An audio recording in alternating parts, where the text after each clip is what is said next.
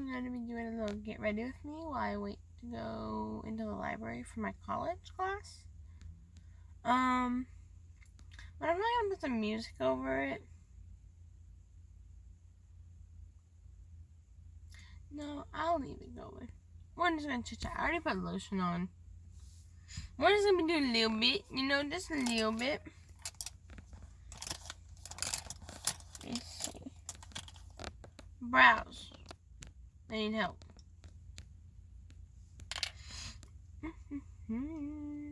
I hope you guys' day is going good. It may have just started like mine. I get to take a math test today. Are you guys good at math?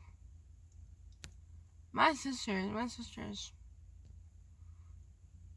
way too good at math. It's not fair. I didn't get any of the math gene, I guess.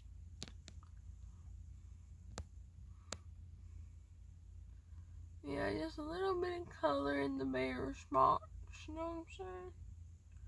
I need to actually do my brows, shape them up again and do all that good stuff. Now it's time for eyeshadow. This is one of my favorites. If I can open this with one hand. Come on, Bessie.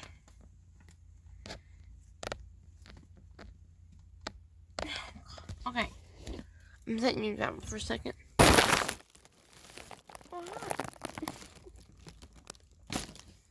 Okay, we're in business. Let me go and open my other one while I'm here. Okay. Welcome back. I know, where were you at? Now,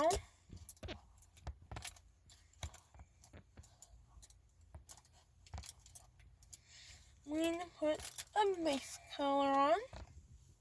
Oh. I guess I'll be like a really YouTube-y makeup person. And this is, it's backwards. It's an older one, and it's Tarte Pro by Tarte. And I'm also using this just basic shimmer LA Colors one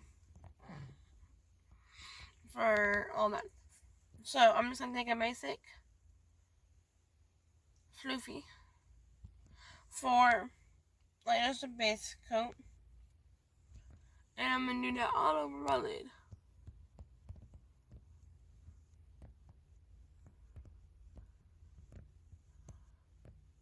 And I like to fluff it out into my crease. And then I do it again on the other side.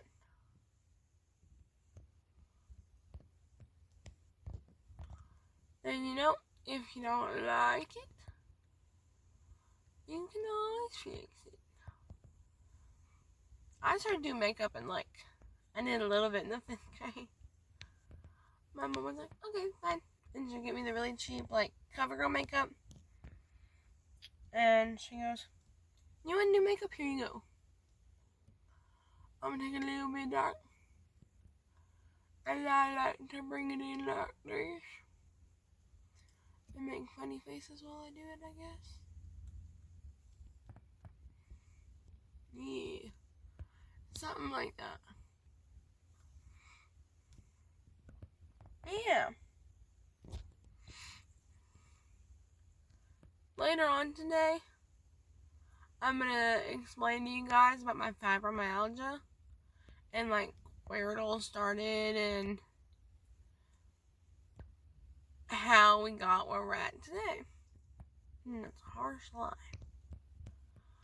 So, and in that you'll see how my fibro affects me and how it affects others in my family, how it affects Jess in a way, to an extent. And you'll see that you get an idea for that kind of how much it affects me.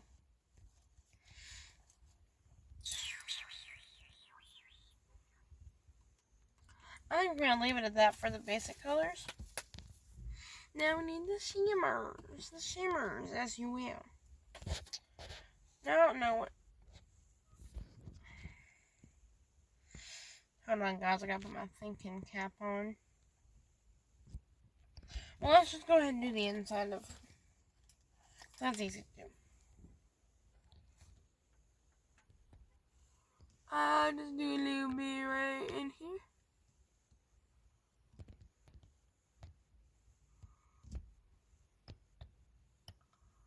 Like so.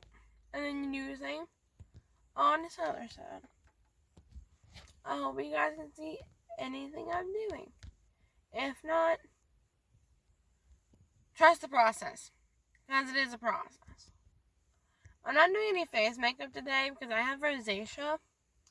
That's why I'm always so red. No matter what I do, no matter what I'm doing, I'm always so red. And, because of that, I feel like I have to put a crap ton of foundation on because if I'm going to have it on, I might as well cover it. And we're just not doing that today. And this is what I do a lot of the time. It's just some eyes, some brows, some lips, you know, and just call it good. So I'm going to take some shimmers, just some browns, and put it on top and be that basic person. And call it a day. I just want to make it real shiny. I'm going to, my class today is just a math class. I'm a first year getting an associate's in medical assisting. So, this is your first semester. It is my first year too, but this is also my first semester that I'm finishing up. And, because of that, I am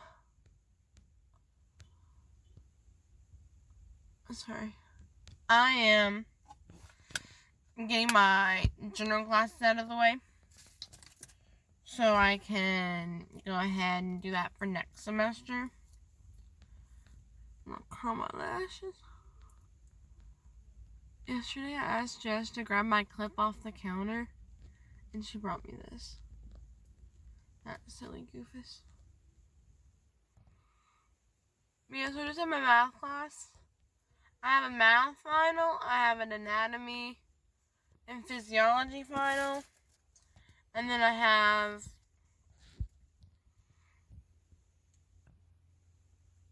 a dosage calculation final, and then I'm done. And I feel really good about all of them, so I don't think it'll be a big deal. I'm gonna set you down so I can open. You like the roof of my car? My car's name is Betty. And yes, it is important that you know, because it will be on a pop quiz later. Just kidding.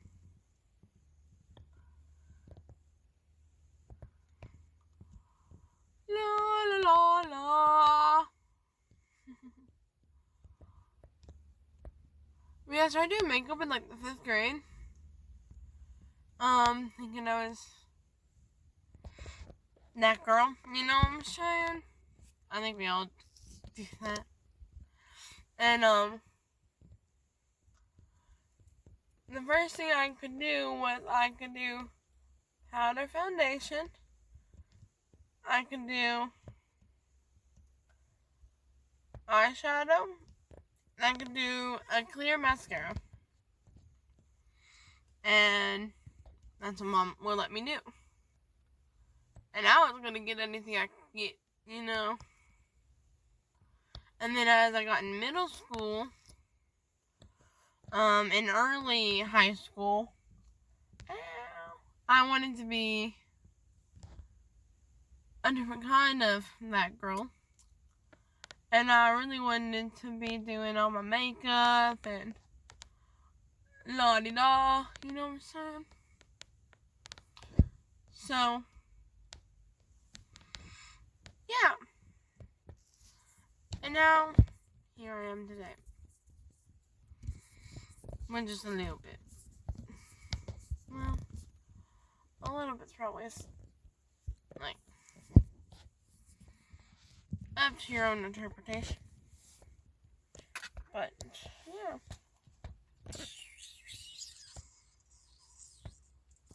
I don't feel like doing a actual lipstick today. I'm just gonna use this gloss. Oh wait, let me tell you what I was doing. This is CoverGirl Lash Blast Volume. It's backwards for you, but that's what this is. I also use CoverGirl Colossal, the yellow one. And this is a Stella Synergy lip gloss. And it's almost out. It makes me sad. But, go please.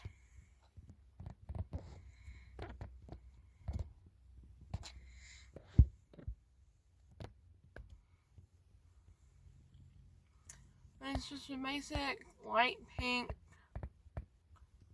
and shimmery as heck.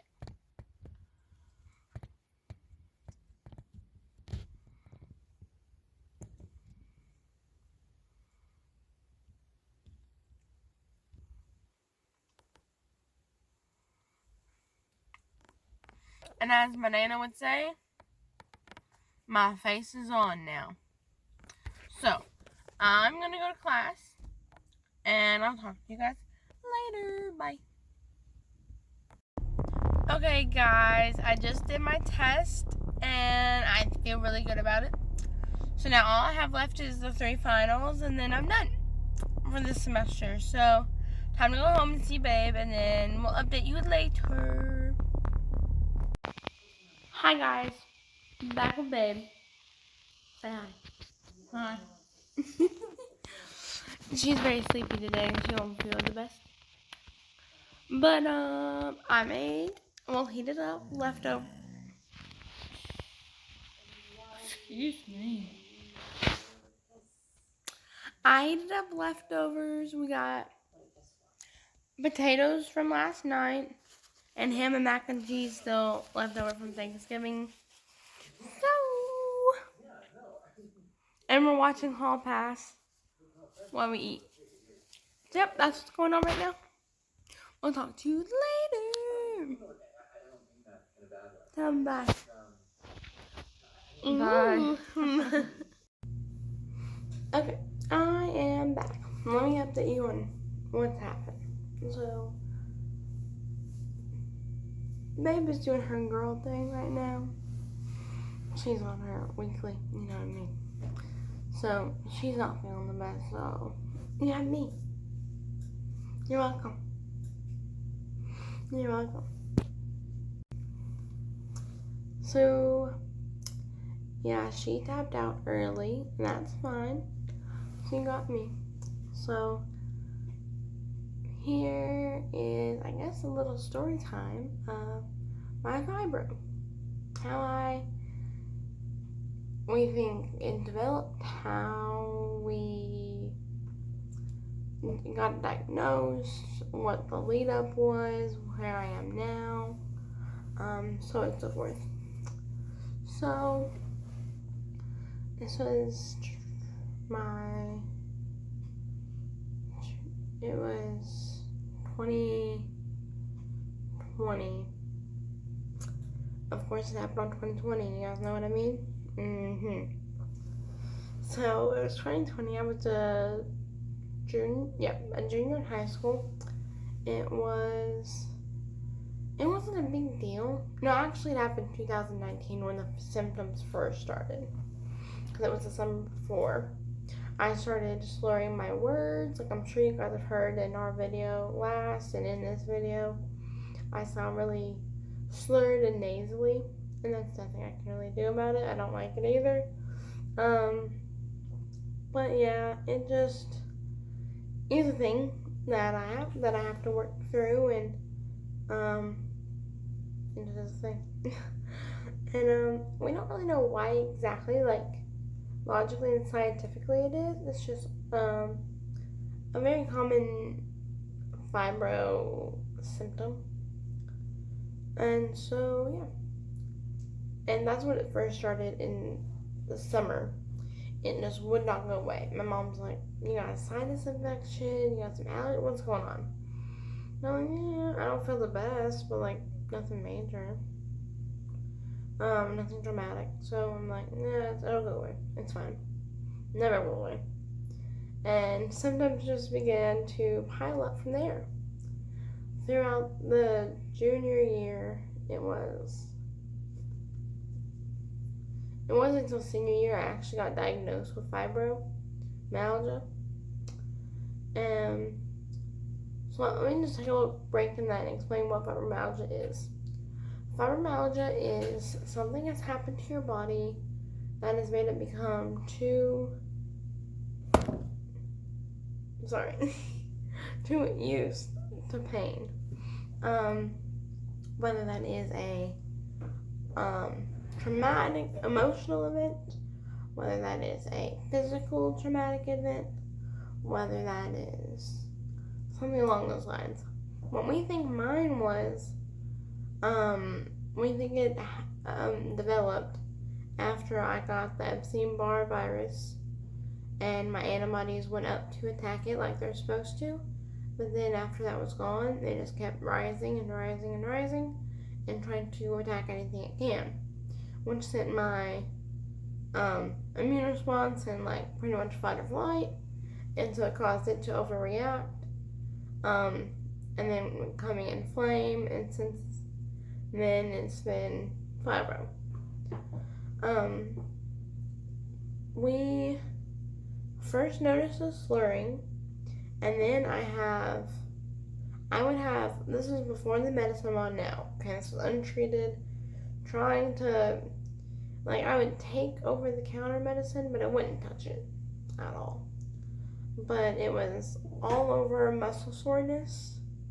Like if you are a sports player, you do conditioning. I used to do that with my volleyball. It's like that.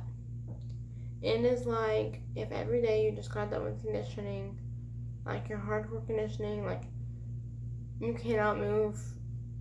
It feels like you cannot move at all. And on my joints, felt like it would be slammed in car doors. Like it was aggressive. It was a lot. And I'm like, Mom, we gotta figure something out. So I was lucky enough to get in with Vanderbilt in Nashville, in the Children's Hospital. And well, first we thought it was possibly MS, multiple sclerosis, because it's not a distinct genetic thing, but there's been a couple cases where it has, whether that's coincidence or not. I mean, there is family connections. So I have a family member that has that, so we may want to get this checked out sooner than later. So I went to a neurologist first, and I know it's close, but I don't think we're not hitting enough of the points for MS. I suggest that you have inflammation, that you should go see a rheumatologist. Okay, great. Will do. So we saw my main doctor at Vanderbilt. He was good, and he was really nice because he actually listened to you. I know a lot of anyone that watches this that has chronic illness, chronic disability, any of that, and you've had to struggle to get into a diagnosis, just someone to believe you in general. It's a process. So he was really good at actually making me feel like he was listening to me and validating my feelings when, oh my god, this really is a 9 out of 10 today, and I feel like I cannot move. It's not, is that really a 9 out of 10? No. He's like, oh, okay. And it was understood. So, I saw him. He said, well, let's treat it with this pain medicine. I don't know what it was now. It didn't really work anyway. And we'll go from there. At the beginning, it kind of helped. And then as my body got used to it, it really got used to it, and it didn't touch it anymore. And so that was like a year afterwards. That was not the September we just had, but the one before that. He goes, yeah, it's been a year with the same symptoms, if not progressive symptoms. So I'm gonna go ahead and call this case fibromyalgia. Now, on top of the all over muscle weakness and pain, joint pain, slurring words, I also had vision changes from this. I've had brain fog from this. And if you're not familiar with what brain fog is, it is, think of it if you're trying to swim normally, but you're trying to swim through like pudding. It doesn't make any sense. You're very slow to your normal procedures, normal layout of things. It's very slow. It's harder for you to understand what people are telling you. It can be harder for your brain to process what it's actually trying to say, or even say the correct word sometimes. And it will depend on how, because fibro in general encompasses so many symptoms. It pretty much is the catch-all of all symptoms. So it is really hard to pinpoint a diagnosis on. Is this really this, or are we missing something? I have an idea. And there's so many symptoms, so it affects so many different patients in so many different ways. So it becomes being this difficult task. So those are my main symptoms. Yeah. Oh, and also mainly my mental health went down. Like, I've always been a very anxious person. Then, like, my depression came out, my anxiety got worse. Some other stuff, but that was the main gist of it. It just got worse. And it was almost drastically that symptom happened. So, yeah. Where was it? Oh. And so he's like, okay, we'll get you into some physical therapy. We'll get you on, I'll get you in with my nurse practitioner and we'll go from there. And then I go to see her. She goes, okay, physical therapy is doing great. I'm like, yep, great. And, physical therapy only, because physical therapy is like a mental thing for me. So I told myself I would keep up with the exercises and increase them to make them harder, that I wouldn't have to actually go. So I'm keeping up with that, so I don't feel like I need to go actually to the appointments. And my doctor's fine with that, so it is what it is. But she's like, okay, your pain med isn't working really? Okay, let's try this one. And right now, I'm currently on gabapentin, 100 milligrams twice a day. And that, for me, and how fibro affects me, that is what helped me the most. A mixture between that and exercise / physical therapy, some movement, is what helps me the most with my pain. What exercise I suggest is the easiest on your joints is if you have a pool or like I know my Y has a heated like therapy pool.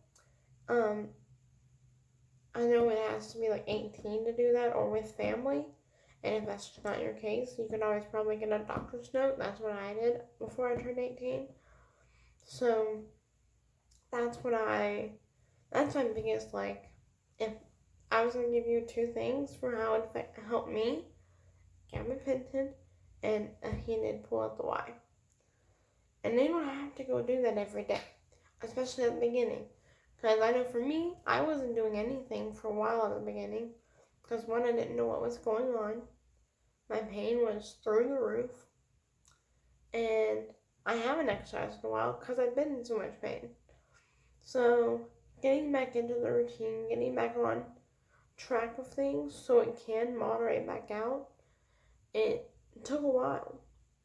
But once I got to a stable place, it's easier to go ahead and jump back into it. So, that is what I did. It's been like a year now since this September we just had. It's been a year since I've been fully diagnosed with it. Also,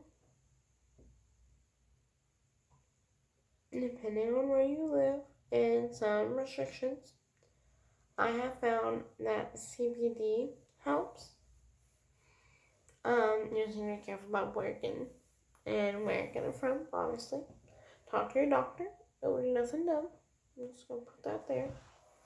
But that's the main thing I've noticed that helps me. Now, I used to be at an average of anywhere from a 7 to 9 pain level in a week.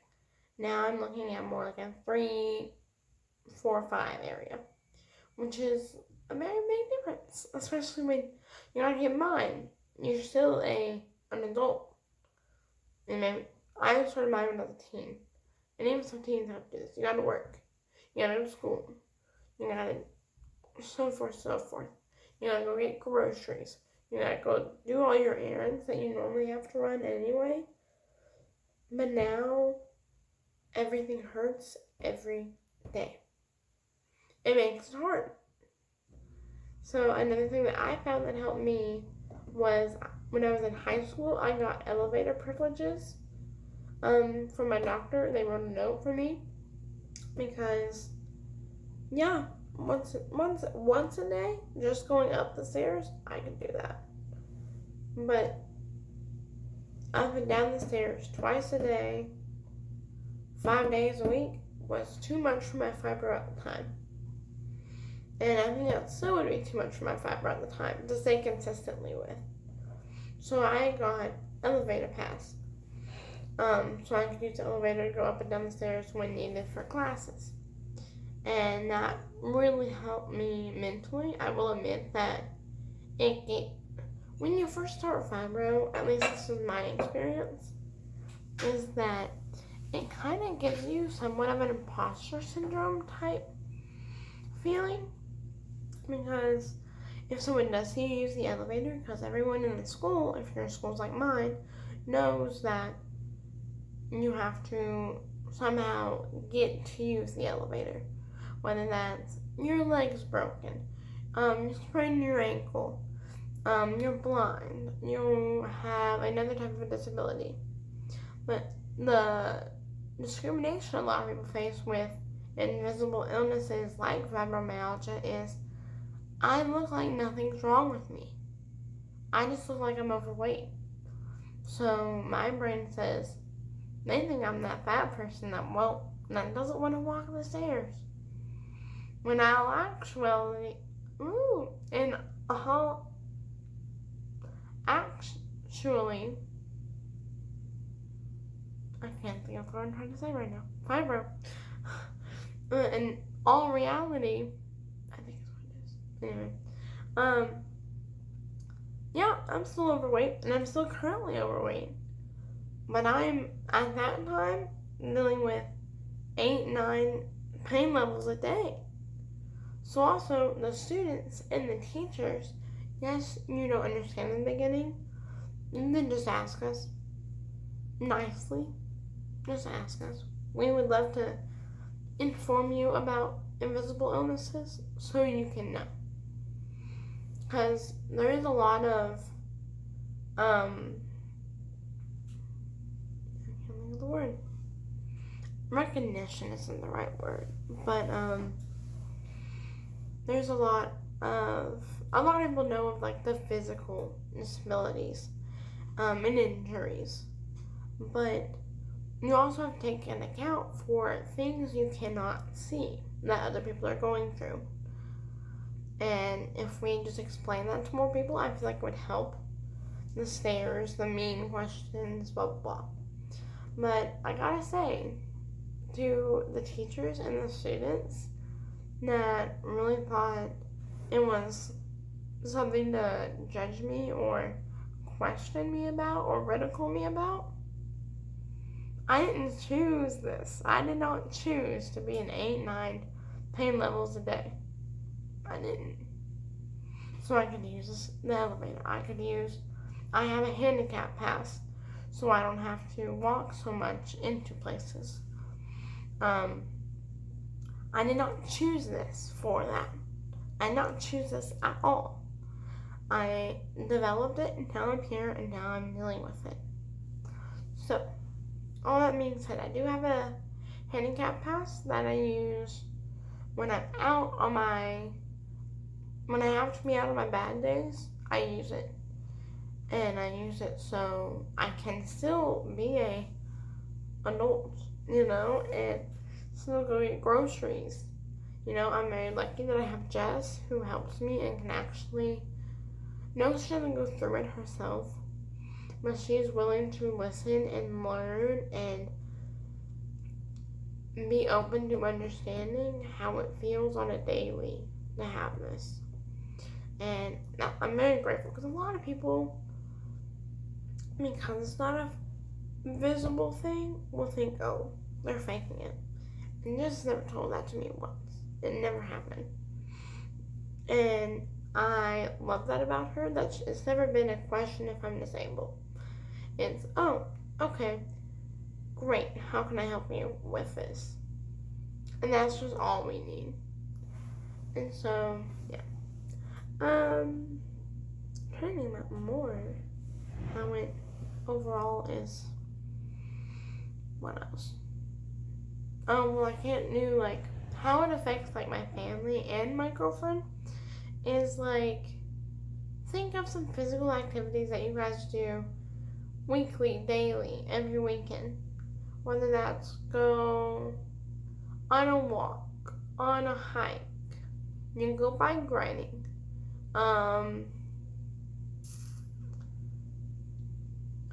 you walk on gravel. That's one for me. It's hard for me personally with my fibro. The little gravel, not the big gravel's fine, but like the little gravel, it's hard for me, and I feel like I lose my balance.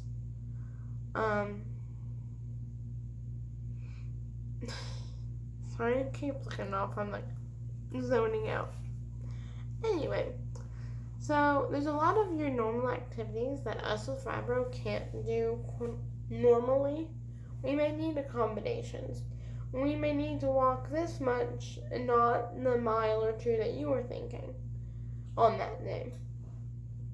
And it just depends. I may want to go to the zoo, but I may need to be in a wheelchair so I can still enjoy the zoo and the whole zoo with everyone. Because I cannot walk that far for that long of a time.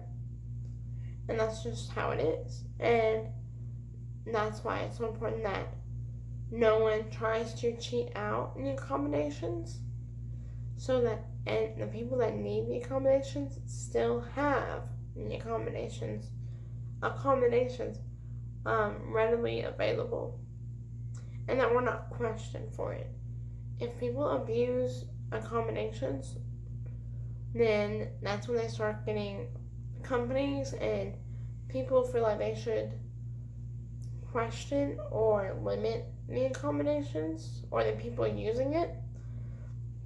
And we don't need that. We don't.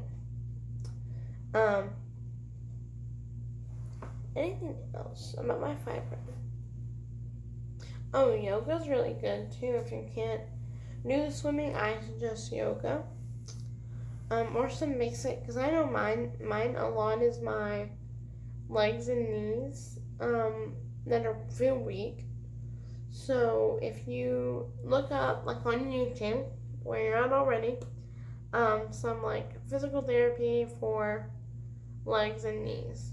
Something I suggest, if you do like the what's made for the senior citizens, it's easier, especially at the beginning of your fibro, getting things back into gear type of situation.